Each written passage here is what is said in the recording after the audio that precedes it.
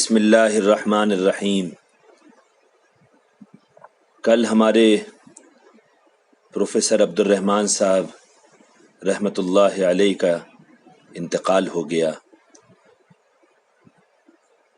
Professor صاحب کون تھے اور ان کا کیا مقام تھا، اور دعوت و تبلیغ کے اندر وہ کس مقام پر تھے، اور آج انشاءاللہ اللہ کی بارگاہ میں ان کا کیا مقام ہوگا، اس کے بارے میں ایک بہت اہم خط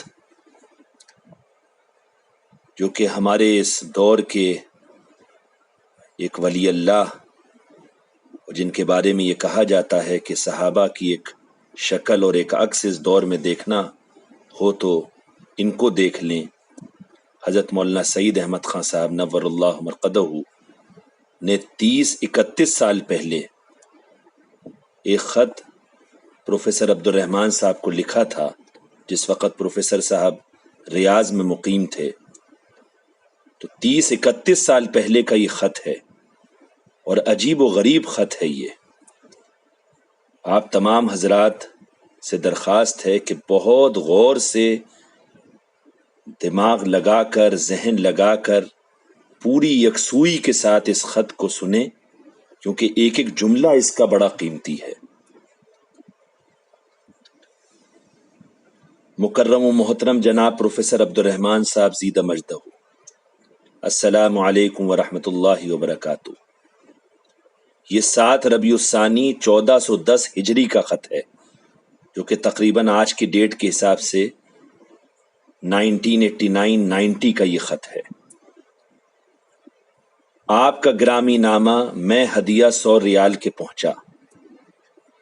یہاں مال سے زیادہ آپ کی ضرورت ہے۔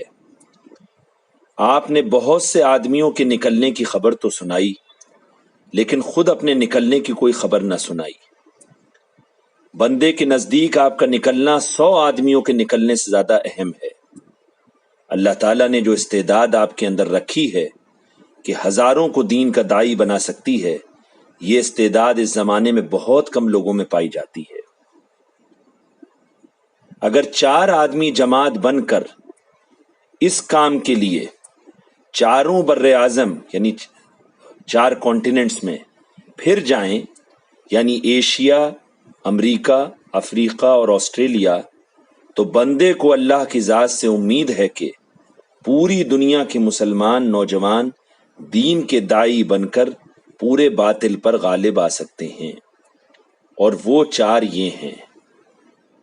اگر 4 آدمی جماعت بن کر اس کام کے لیے چاروں بر اعظم میں پھر جائیں، یعنی ایشیا، امریکہ، افریقہ اور آسٹریلیا، تو بندے کو اللہ کی ذات سے امید ہے کہ پوری دنیا کے مسلمان نوجوان دین کے داعی بن کر پورے باطل پر غالب آ سکتے ہیں، اور وہ 4 یہ ہیں: بھائی فاروق بنگلوری، بھائی بلال صورتی مقیم جدہ، ڈاکٹر خالد صدیقی علی گڑھ والے، اور آپ یعنی پروفیسر عبد الرحمن صاحب۔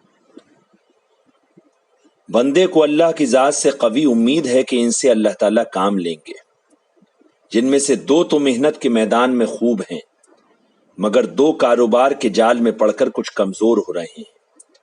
جیسے شیروں کو جنگل سے پکڑ کر چڑیا گھر میں بند کر دیا ہو، گو ان کو چڑیا گھر میں گوشت خوب کھانے کو ملتا ہے، کبھی ان پر بھوک نہیں آتی، لیکن جو جنگل میں آزادی اور بہادری اور عمدہ ہوا اور طبیعت میں شادگی ہوتی ہے، وہ چڑیا گھر میں نہیں ہو سکتی۔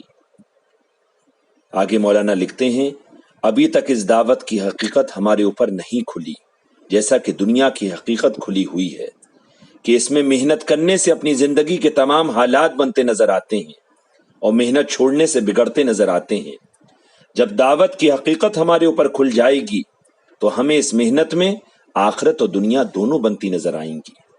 اللہ تعالیٰ نے ہر زمانے میں اس محنت کرنے والوں کو کامیاب کیا ہے۔ آخر میں صحابہ رضوان اللہ علیہم اجمعین کو بھی پوری دنیا کے مقابلے میں کامیاب کیا، لیکن آج ہمیں اس کا یقین نہیں آ رہا۔ قرآن کریم کے قصے پڑھتے ہیں، مگر ان سے دل متاثر نہیں ہوتا اور ان کا یقین دل میں نہیں بیٹھتا۔ جنت و دوزخ کے حالات بھی ہمیں متاثر نہیں کر رہے۔ قیامت کے واقعات جو قرآن کریم میں بیان کیے گئے ہیں، ہمارے لیے غیر مؤثر ہو گئے، جس کی وجہ یہ ہے کہ حدیث پاک میں حضور پاک علیہ الصلاۃ والسلام کا ارشاد آیا ہے کہ مسلمانوں کے دماغوں پر دو نشے آ جائیں گے۔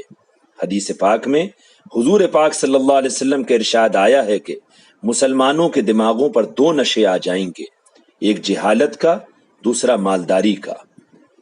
ایک جہالت کا، دوسرا مالداری کا۔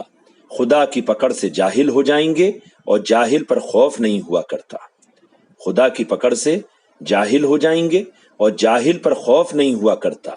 دوسرا مالداری کا نشہ آخرت کو ذہن سے نکال دیتا ہے، اور ان دونوں نشوں کا علاج سوائے دعوت کے اور کچھ نہیں۔ آگے مولانا لکھتے ہیں، مالدار ملکوں میں رہنا عیش پرستی میں پھنسا دیتا ہے، دین کے الفاظ باقی رہ جاتے ہیں، حقیقت ختم ہو جاتی ہے، اللہ تعالیٰ سے انسیت و محبت کم ہو جاتی ہے۔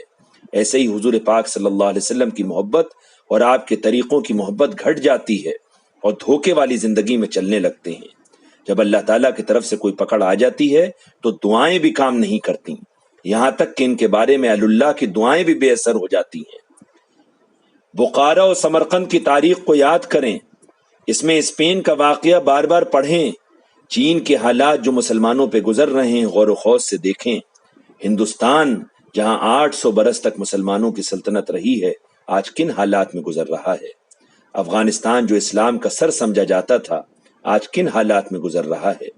ملک شام جس زمین میں اللہ نے برکتیں رکھی ہیں، وہ مسلمانوں کی غفلت شاری پہ آنسو بہا رہا ہے اور دشمنوں کے نرغے میں آ گیا ہے۔ یہ 30 سال پہلے مولانا لکھ رہے ہیں۔ اسپین کا واقعہ بار بار پڑھیں، چین کے حالات جو مسلمانوں پہ گزر رہے ہیں غور و خوض سے دیکھیں۔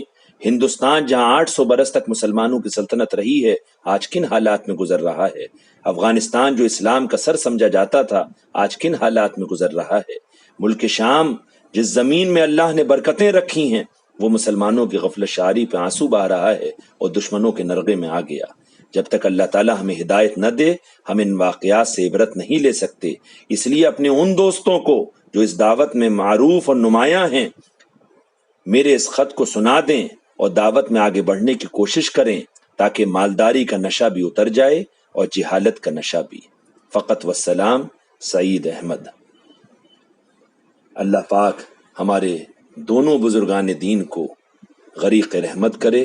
حضرت مولانا سعید احمد خان صاحب نور اللہ مرقدہ کو بھی اللہ پاک اعلیٰ ترین مقام کے اوپر پہنچائے، اور وہ پہنچ گئے ہوں گے انشاءاللہ، اور ان کی قبر کو نور سے بھرے۔